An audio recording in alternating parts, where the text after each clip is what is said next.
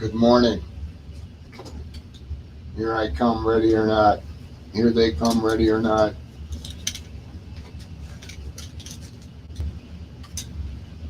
Mm-hmm.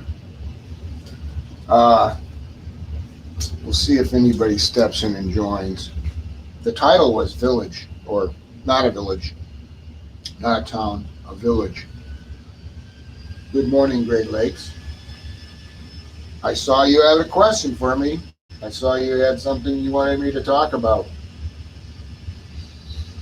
Where's Scotty Boy? And how is it that you and Scotty Boy can tune in almost instantaneously when Anne Marie comes on board? Are you self-employed? Are you retired? How is it that you have this time? You should share. I'm self-employed. I am semi-retired. During the winter months, I do less work. Self-employed as well, eh? There's a lot to be learned about self-employment. It's not for everyone.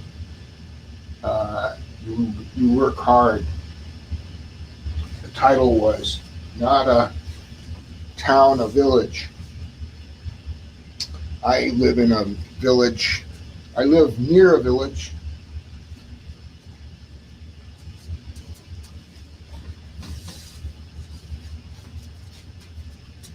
I live in Lawston. It's in Illinois.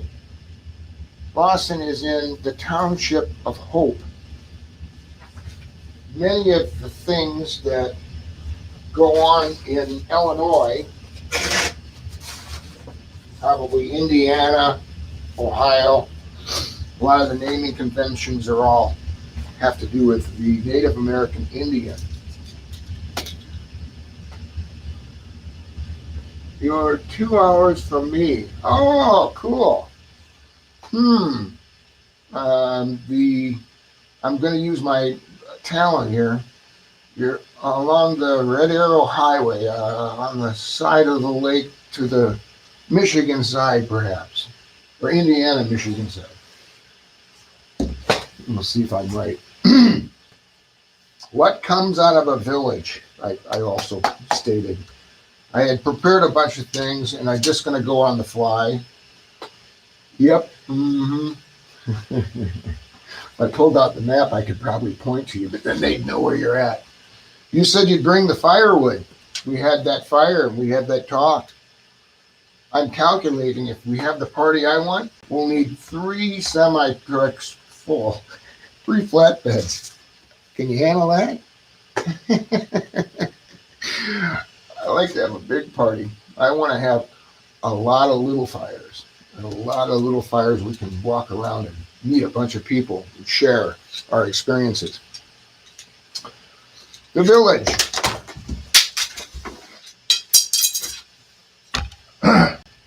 Lost everything. I went into my local library. It says A Glimpse of Lostman. I haven't had enough time to look at it. I got into it a little ways. There's some things I want to talk about. It's a village of 500. What comes out of a village? Well, it's amazing the talent that's in a town that has only got 500 people. The name Lawston. It was a railroad town where 2 tracks intersected. Anyhow, a French ambassador was riding along with one of the executives of the rail, and he suggested that this spot be called after his wife's maiden name. Had something to do with the pronunciation of Lawston or Lausanne, French. And in my little book here that I got here, very interesting, in 1861, the Illinois Central Railroad logo, right, printed on this thing, from the division supervisor or superintendent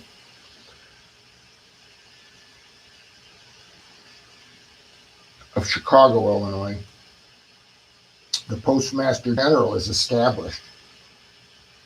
Postmaster. Those are military terms if you're not general. Postmaster General. Military terms. I don't know if many people don't know that if there was some kind of a conflict, we're supposed to report to our post office and get our instructions, get our working papers for war. We weren't supposed to have a standing army. We were going to have militia, whatever you want to call them. LaSalle County, Illinois, Dunlith, this state of Illinois route, blah, blah, blah, number, Dunlith and Cairo, and appointed Dr. Dana B. Clark as postmaster. What's this about? Dunlith. What is Dunlith? That is actually a spot in the on the Mississippi River. Mississippi. That's both French and Indian. It's a combination of the two. In French, it's the Great River, and there's an Indian pronunciation that's close. Mississippi. Zibi, I'm not sure how you pronounce that. It meant the father of water. Okay, well, we're talking about the river. We're nowhere near the river. What? Well, anyhow. Cairo is the furthest southern point of Illinois. We're talking about military planning. This new world, history repeating itself.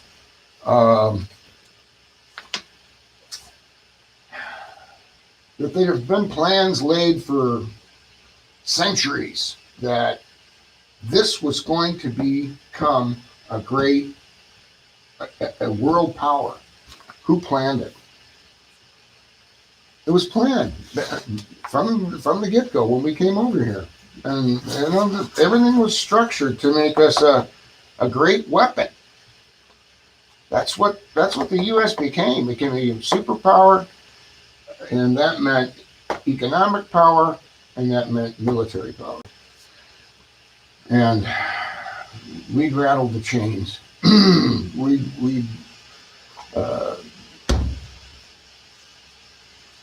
Where am I going with this? Villages. I was running villages. What comes from villages? What comes from a little town of 500? Well, just up the road from me is Streeter, the gentleman that discovered Pluto. Over here, I'll point over there, about 5 miles away, is a little airstrip. And this gentleman's pass, his name was Fred Hartenbar. And who's Fred? Fred was a test pilot. His classmates were Chuck Yeager. He was this close to becoming an astronaut. Little town over there. We have a bunch of amazing little athletes here. One of them was a guy named Dago Lippincott. Dago was, I believe, went into the Navy. When he came back, he wasn't the same. He had all these crazy stories about space choppers and traveling in vehicles. If had I known what I know now, I know what he was. He was part of the early secret space program. I remember one story where they landed their space chopper in Africa, and they had some sort of mission there that they were doing, probably hunting for ancient technology left over from the Atlantis period or earlier. They went to take off and their chopper wouldn't go. Crawled around underneath, and a snake had climbed into the intake of the engine. And not only did he tell about a snake, but he said that he described it and then he gave it a name. And then if you went and researched what he did and what he said, it was correct, right down to the location, a very rare location in Africa. And then if you went and researched what he did and what he said, It was correct, right down to the location, a very rare location in Africa. That's the only place the snake is around. So yeah, I wish I'd listened to it. I wish I'd have wrote it down. There was probably a secret space program. Great Lakes. We're going to talk about the village, but we will touch on your. You wanted me to talk about he who we don't speak his name. Harry Potter. It was Vandermore. What was the naming convention there? Vandalmore. Destruction. I don't know what century it was. East Germanics. Terror. War. What that suggests, Vandemore. You have to look him up. Look up. You have to look at the roots. Go to the dictionary. Look at the roots. More history. It repeats. It reoccurs. So what else comes from our village? Dago Lippincott, athletes. We had a couple teams that went to state. I have a brother that went to state. This far away. My niece, this far away, a little town of 500. My chemist I'd like to find, Dennis. He worked on, he helped develop NutraSweet. Poison. Maybe that's why in his retirement now, he's a couple years older than me, he's making pizzas at Casey's. I know a whole bunch of people. I know mathematicians that build post-frame sheds. I know highly educated people that do anything but what they were schooled to do for one reason or another. My father was an educator here. He was the first plowboy that actually got to go all the way through grade school, high school, and on to college.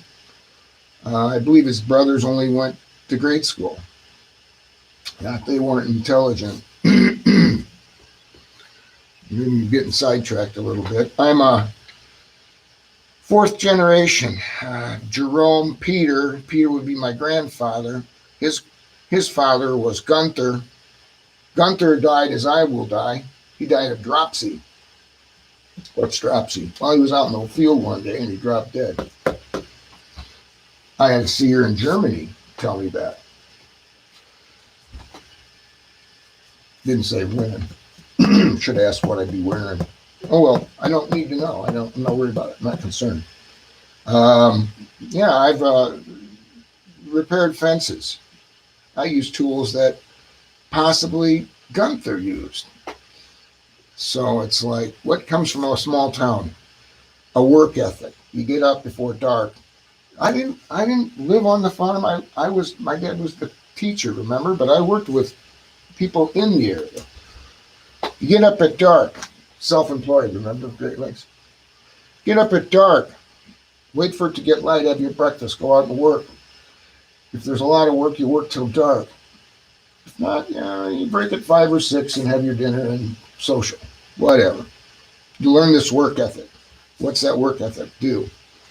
If you take that work ethic and go to the city or you become self-employed, you're successful. You work hard.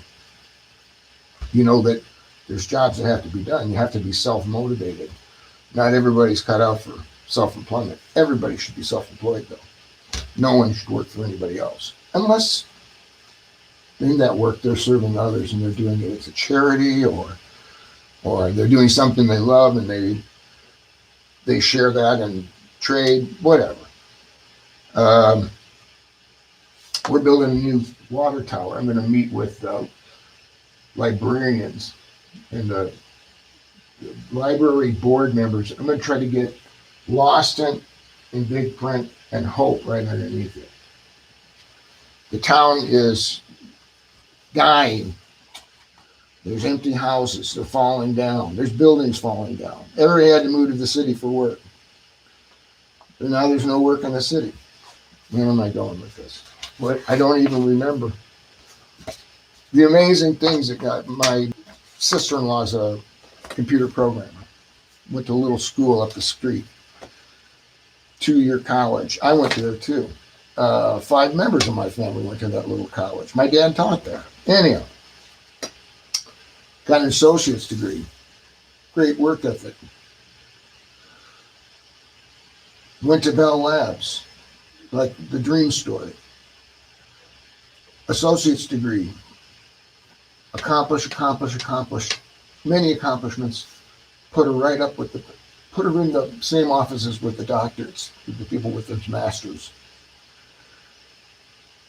Because she could do the job, because of that work ethic. That's one of the things that comes out of a small town, that communities come together. Farmer Joe has a problem at harvest and he's injured, he can't bring his crop in. Without asking, other farmers come to his aid, bring in his crop, take care of them. They don't ask for a penny. They don't even ask for the fuel money. Same can happen at planting season. Somebody gets in trouble, they just come in and help. Community, responsibility. We have to be responsible. If you want to have a productive community, then you need to get along with your neighbor. I have a neighbor over here, wonderful woman, 94 years old, my aunt. She's two rock throws away from me, unless I'm my buddy Mark, and he can throw that baseball in one. Open-minded. You would never know she was 94. She's open to everything. Amazing person. We got a property line. We have to get along. Currently right now I'm challenging that property line, not intentionally. She's allowed it. She doesn't care. We need to get along. We get along. I could be encroaching the property line. That could cause problems. You work those problems out. It's give and take. Why do New Yorkers not look you in the eye? There's a lot of New Yorkers. Oh, Scotty's joined us. Can you hear me okay, guys? Is my mic, do I need to turn my mic since I'm standing here, or is it coming through okay?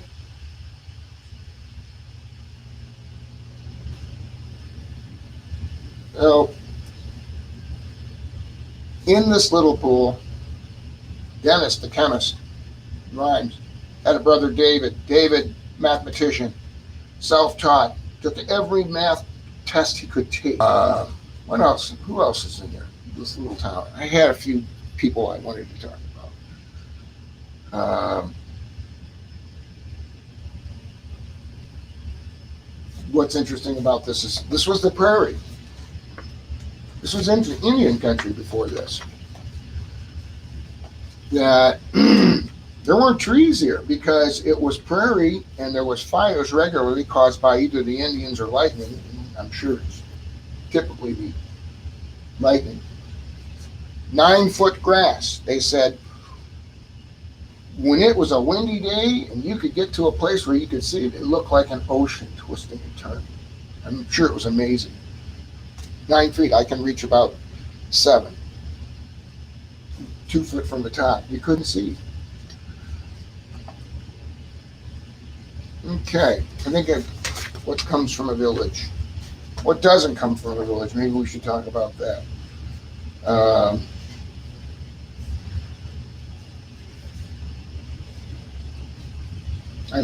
I'm searching here. I'm looking for. I'm grasping at strings. Oh well, it was undisturbed once.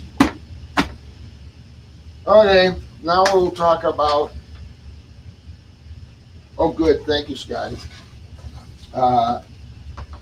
Hope Scotty showed everybody how he's learned his self-love. Now, Scotty boy, we've determined that Great Lakes is self-employed, or was. You might be semi-retired like me. And what about you, Scotty boy? You came to mind. If you have a picture of fish. Uh-huh. No wonder I would try to confuse Great Lakes with Scotty Boy. He's got a big fish. Maybe Wisconsin, Minneapolis, Minnesota. Self-employed and semi-retired. Very cool. Yeah, a lot of lessons to be learned by being self-employed, working hard, being responsible. So in the last video, I talked about mastering your game, my game. We need to hear about your games as well. We.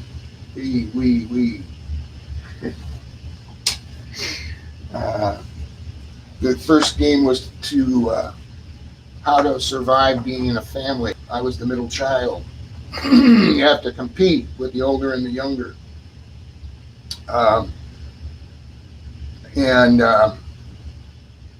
You push the round peg through the square hole. That's what happens. You know, children are wonderful because they're fun. They're imaginative. They play. They haven't been introduced fully into the program, the system. Middle child here too. Scotty's a middle child. This early programming that goes on, we're really free. We really aren't fully into the program until you quit your education. When you're no longer getting educated. I remember I wasn't interested in college because I was bright, but I was lazy, is what they were told. I was told, my parents were told. I had dyslexia. I was dyslexic.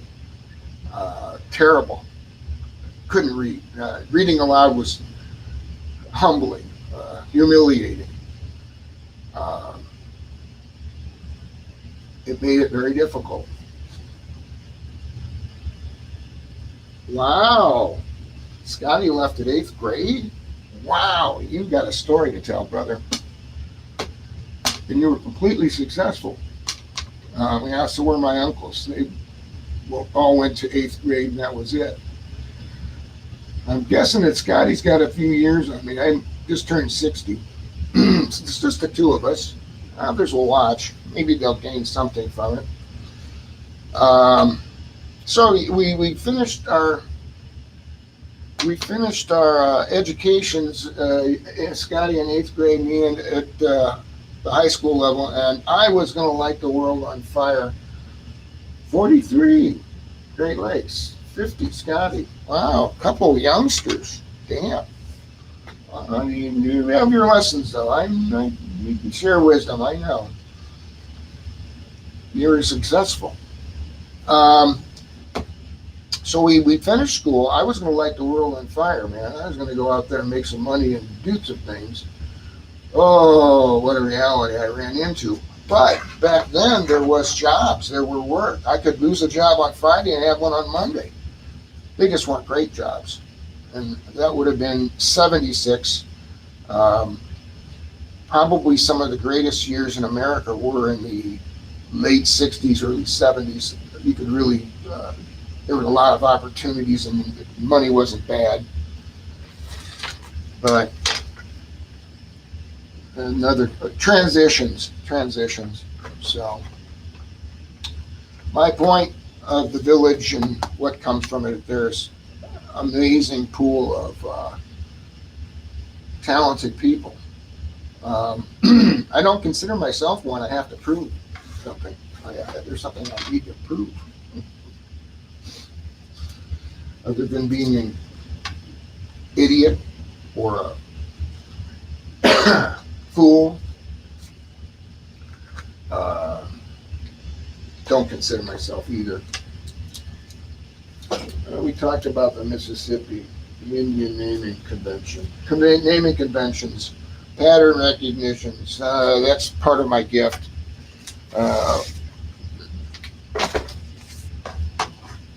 we were going to talk about he who can't be named, or is it she in this case, Great Lakes? Why do I say he who can't be named? Well, you're talking about messing with dynamite there. If you're wanting to present on this platform, he wants to talk about the nobles. That's what it is. Seem to have lost something here. There it is. The nobles. Yeah, that's what he wanted to talk about. Here are the nobles. Bring them closer so we can see. We look together. We need to do things together. This is the Mayan chart of elements. This is a superior chart. It's probably been around, we know it's been around at least 3,000 years. It could go back 100,000 years. This are the noble gases that go right up the top here. Who in the world put together this chart? Were they brilliant or what? Absolutely. Today when I brought it out to look, I thought, look at all these weird naming conventions over here on these later elements. Unium,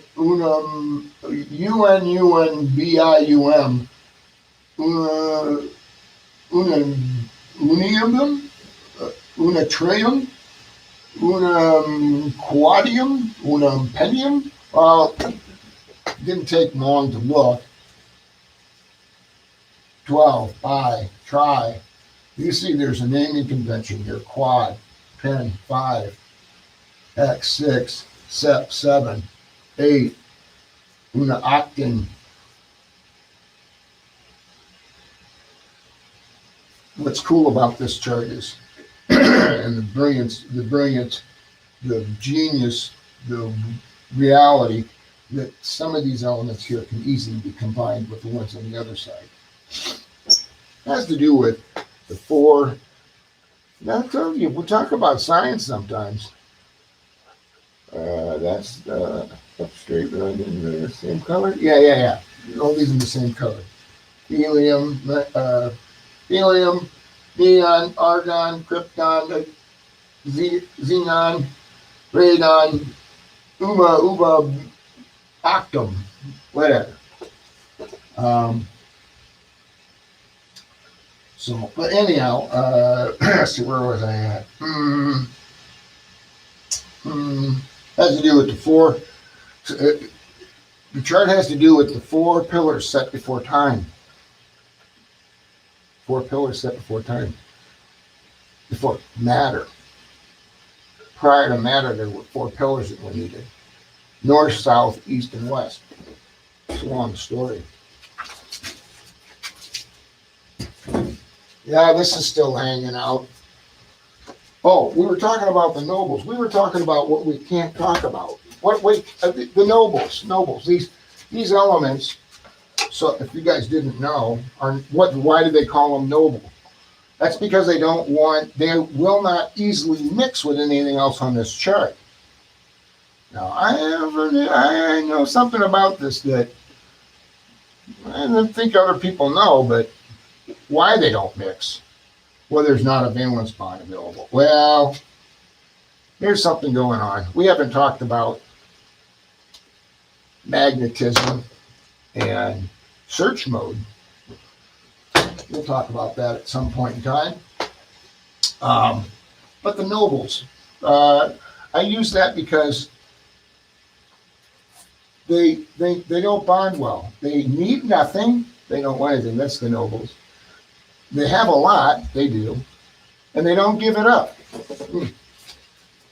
So he wanted to talk about queens. He wanted to talk about maybe the Queen of the Nile. We could talk about the Queen of the Nile. We may not talk about the Queen of the UK. That'll get me in trouble fast. And that other queen you wanted to talk about, that could get me in trouble fast. We could talk about queen bees. How about bees? Tesla liked to talk about bees. Yeah, Nikola Tesla. Supposedly, there's Venus is supposed to have a, a hive type arrangement. So queens, the center of something, the all giving life to all the hive. The whole hive works for the queen. Oversimplified, use symbology when you can't talk about something. That there are occasionally spin-off queens and they leave the hive and some of the bees go with them. Everybody works together to keep the queen going. Hierarchies, queen being the highest. So there's candidates to be the queen. Where is the queen was one of the questions. Well, she's in the hive. Where is the hive? Where are the bees? The bees are everywhere. So if the bees are an extension of the hive, then anywhere close those bees are. In fact, if the bees are in these, then they're everywhere. Is there a central hub? Yeah, probably deep underground. Where did the original hive come from? How do we bring bees to black goo? What's knowledge have we learned about black goo from Cosmic Agency? What knowledge did I have? Prior to me going to the New Mexico, to the observing the frontiers with the space weather, Ben Dixon. I think we don't recall his name right now. I went to Germany. I went to meet Harold Katzfeld, the Cosmic Agency. He's the leading expert on black goo in the world. Why would Jerome in 2018 travel to Germany to meet Harold Katzfeld? Who is Jerome and why would he travel there? Yeah, it's got a T in there too, and it's spelled with an A instead of an O, but it's got to go, yes, Harold Katzfeld. Wise fellow, wonderful man. I got to meet him. I got to meet his family some too. I never got to meet his partner, his shaman friend. But why did I go and meet Harold Katzfeld? Well, it had to do with this. And I put this back up here as a reminder about what comes out of small towns. So we'll have to go back there and talk about small towns. I wanted to take what knowledge I had here before I started to share it, and I wanted to I wanted to plant it in the ground. I wanted to seed it. I wanted to spread it out. I wanted to share it here and there. I wanted to share it with people that would probably get it, understand it, grasp it. And if anything happened to me, they thought I was there because I was afraid I was going to die. No. Well, it crossed my mind that if I had something very important to share, that maybe I would die. Maybe they would do me in. I don't know. Possible. Anyhow, so I went to see Harold. Before that, I went to D.C. to protest. I stayed in hostels. In hostels, there's people from all over the place.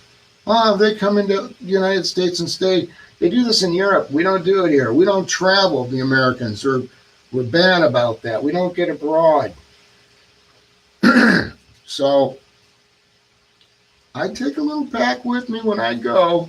I'd share my stuff. I'd show them pictures. I'd draw them. They learned about the search mode. The search mode, oversimplified the search mode, that when these two come close, there is this stuff that's coming around the outside here, outside of the structure of the matter. They call this stuff magnetic energy. It's holding those two together right now. But it starts way further away. You know, it's like this. It's like this. Can you see that all the way over there? So it's like this. It's out here. The search mode is out here. It's a little bit up here. It's a little bit down here, but it's really powerful out this way. And up here, there's almost nothing.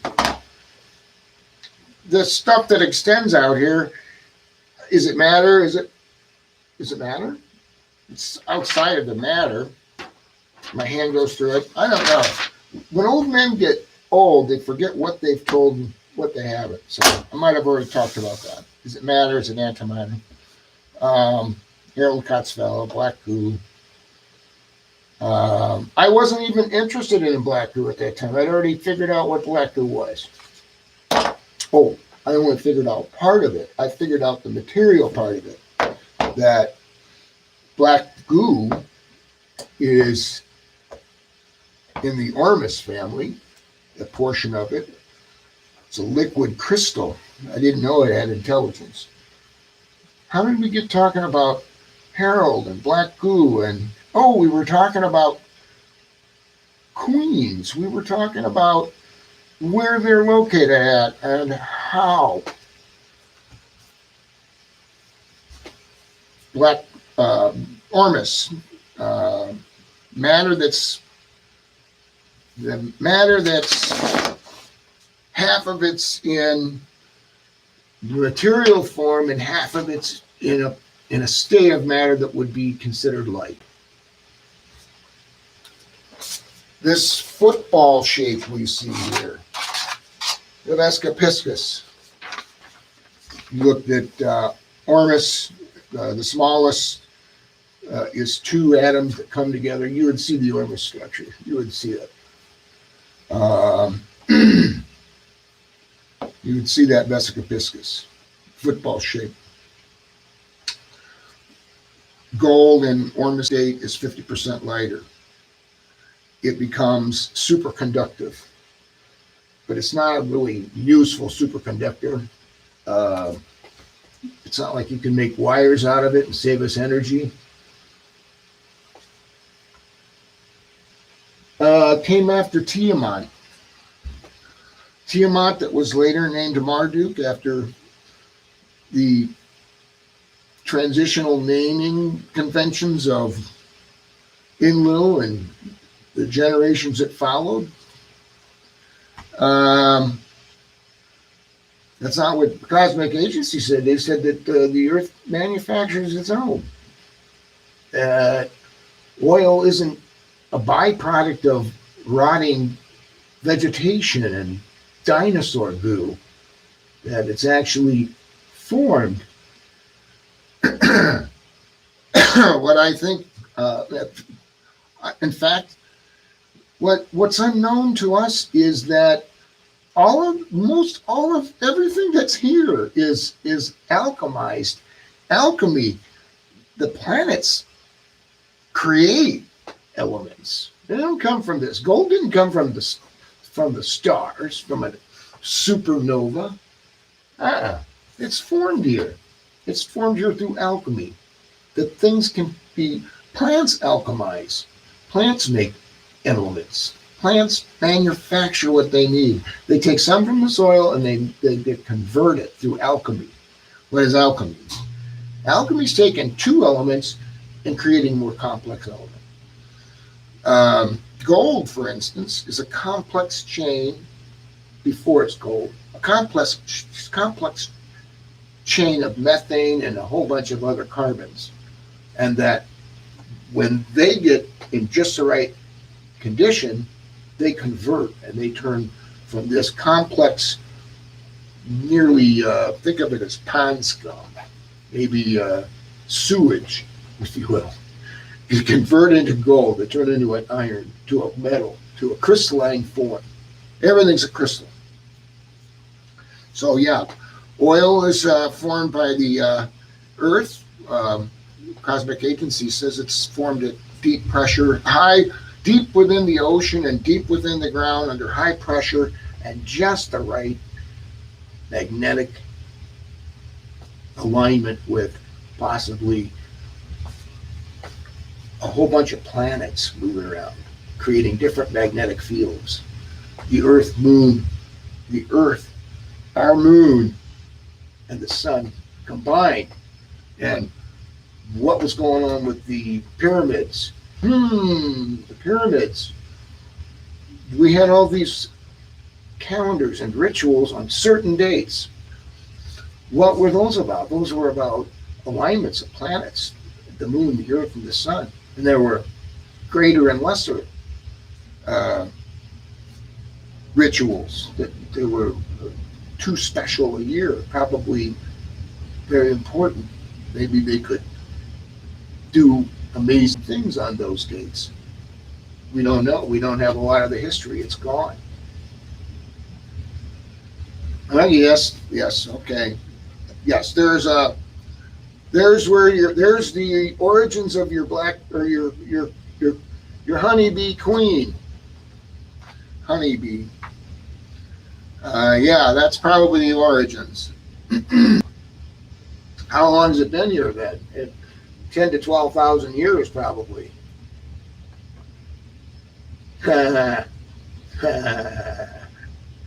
Thoth built what with thought? What did Thoth build, do you think? What do you suspect? Now you got to remember, we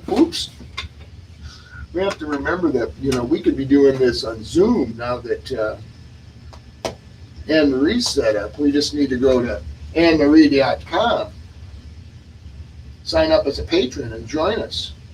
I would recommend a $5 a month donation at least. I know how much money she has to spend to get all these things.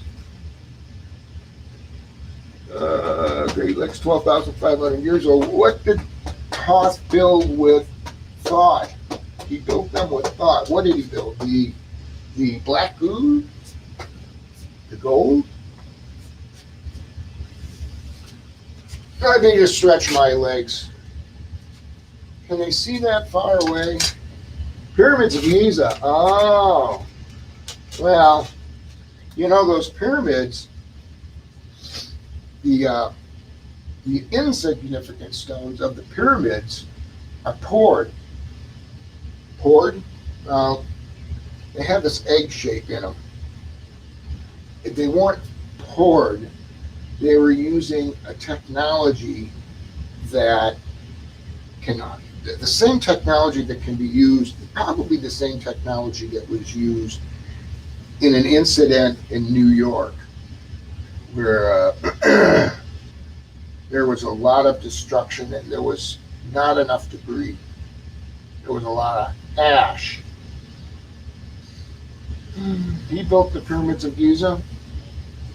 I think it was a group effort.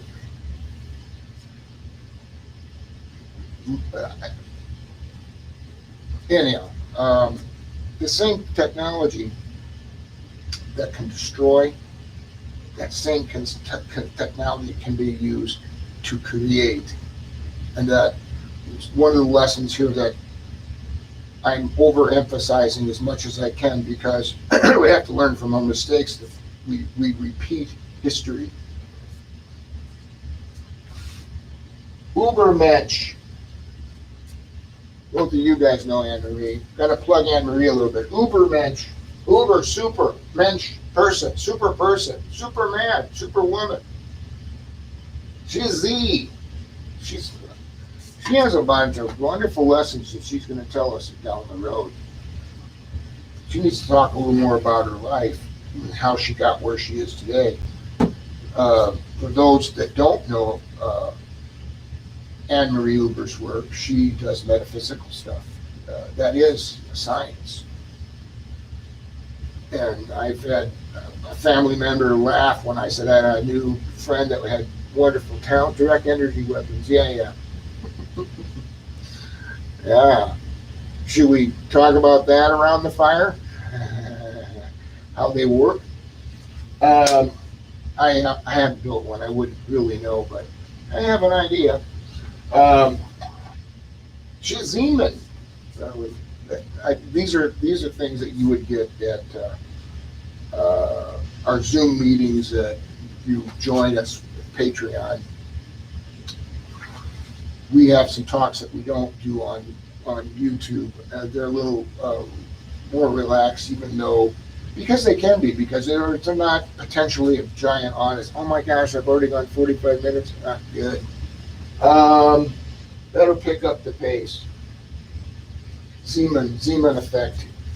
I'm the Erie man. What's this? This was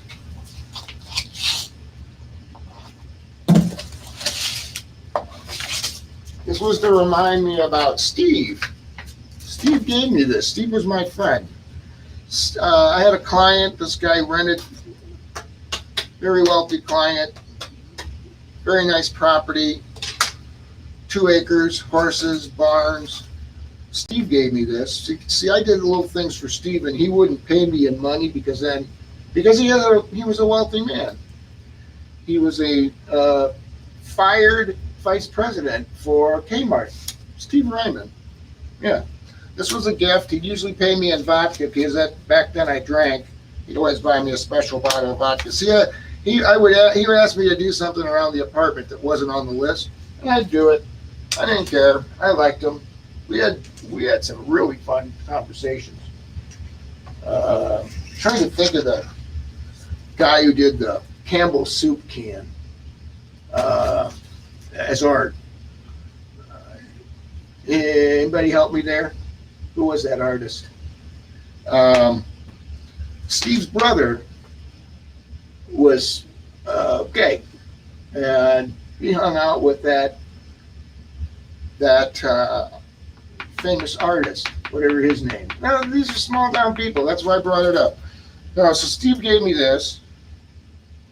Steve got fired from Kmart. He was one of 4 vice presidents. What do you suppose he got fired for? He got fired because he signed Martha Stewart.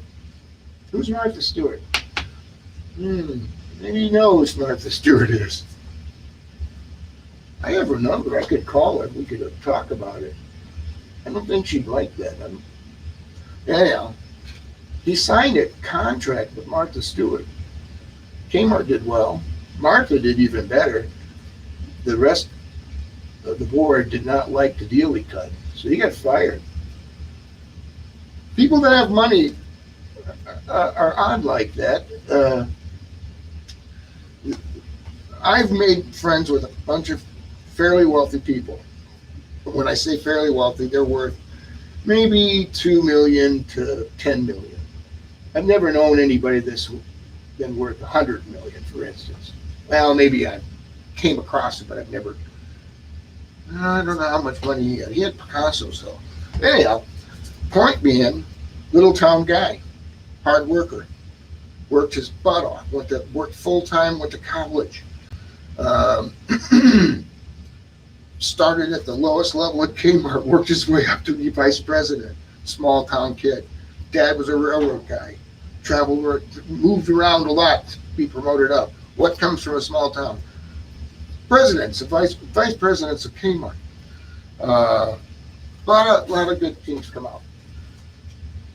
Warhol, that was it. Andy Warhol, guys.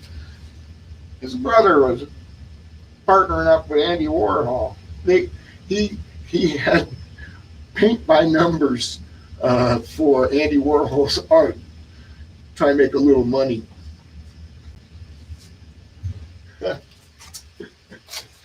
Some more symbology here. We brought in a garbage can. We're going to start pitching stuff. What else? Oh. We talked about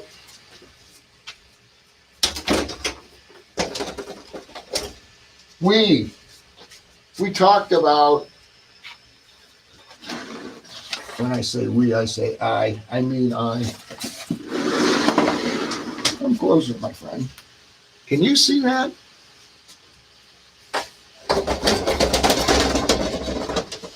I talked about when I had a meltdown. And when I first realized how powerful this technology, or when I first believed how powerful this technology could possibly be that I had stumbled upon, that I tried to first drink myself to death and sit in the chair for 5 days at least with a Bible, looking for clues.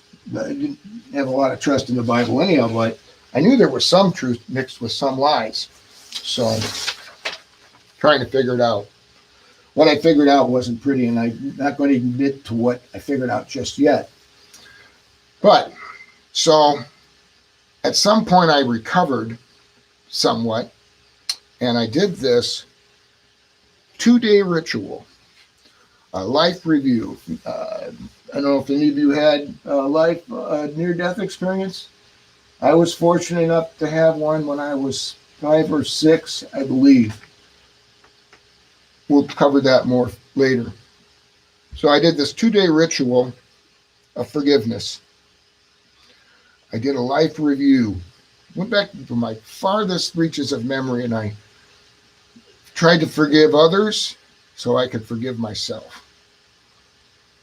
And yeah, I was doing that we rating too. What we needed to do to fix this. What was the matter with this reality? What were the lessons we needed to learn? You know, pages and pages and pages of everything I could think of I wrote, because I needed to do a journal. I needed to cleanse myself of it. This time it was a sit-down life review. Anything I could think of that I forgave Hitler.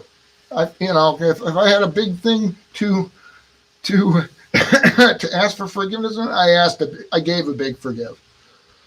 And after that 2 days, I had this astral journey during my sleep.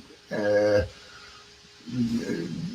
was able to retain very little of it, but it started out where I was in space. I was being somehow guided. I didn't feel like I was alone, like somebody was with me or something like that.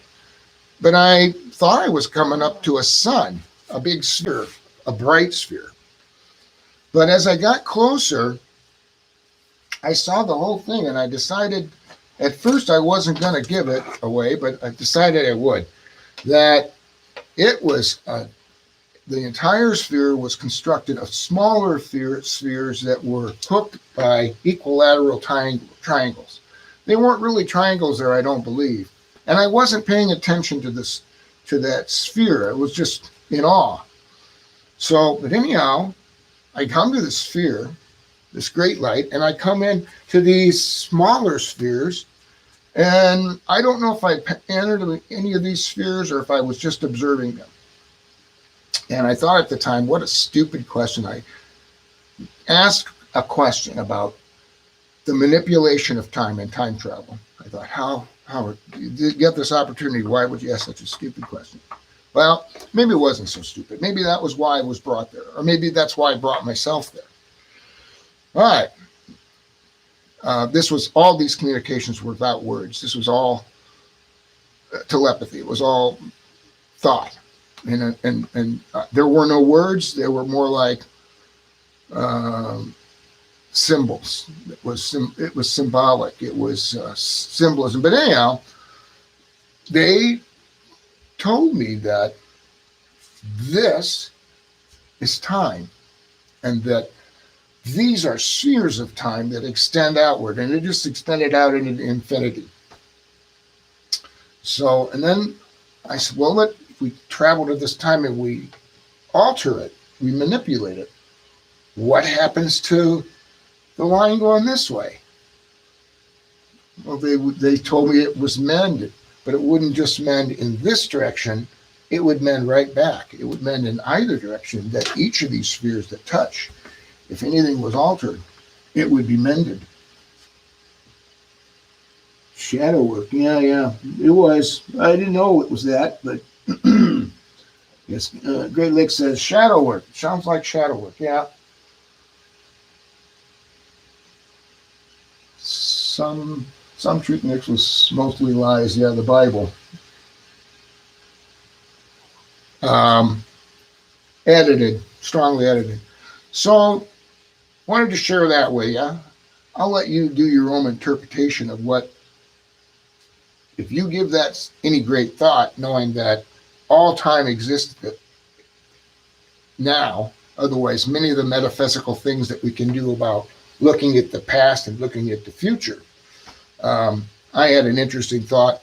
How do I know the past from the future? If there's amazing advanced technology in the past, say 100,000 years ago, where Tiamat, the Earth, Mars, other planets had portal transportation, that you could be on Earth 1 minute and a minute later be on Mars. If we had that kind of technology, what happened? Why do I digress? Why did we regress? That was transportation. Remember do you remember Stargate? Do you remember that series? It was about transporting. You know, if we were just traveling around our solar system with this technology, no big deal. What did they talk? What was the storyline in Stargate? Well, at some point, they figured out there was an eighth key. Maybe it was an eighth key. There was six, and then they added a seven, or maybe there was seven, and they added an eighth. Been smart to do it with 6 and 7. But anyhow, and this extra key was a key that was for time. I think that's probably what happened in Atlantis. That Atlantis was a period that maybe stretched 100,000 years. And that during that time, we also had Tiamat. And that type of transportation was figured out, and they also then figured out how to use it to travel through time, and or possibly travel outside the galaxy. And in this bad decision to do such, something dark came in. Sound familiar? And slowly it infested us. Whatever this darkness was, could it have been black goo? Could it have been AI?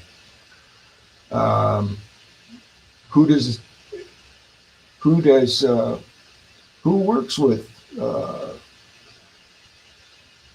what other races, what other species that are here are working with, in conjunction with, other than ours? There are other I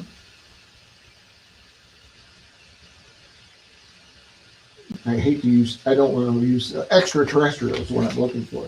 Other extraterrestrial, not from here, or from here from a different time, perhaps. Maybe they are from here, but they're here for a different time. That are working with a non-organic consciousness. Let's put it that way. Non-organic consciousness. Knock.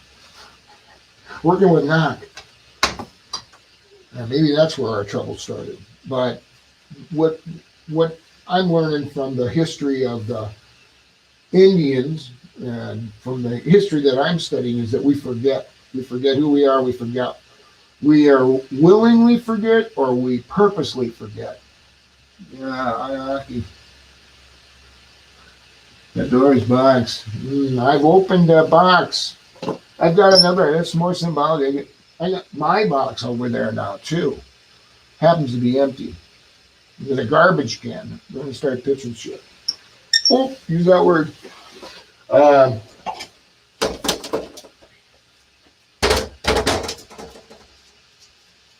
So, what I hope to do is, I hope to start telling stories where, we have a start,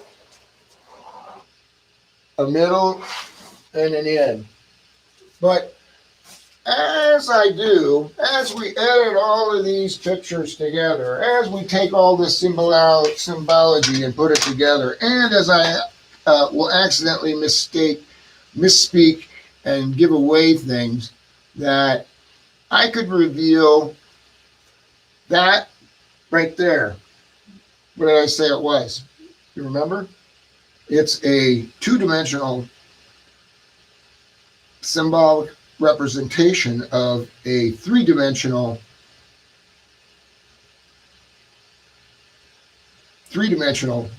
structure.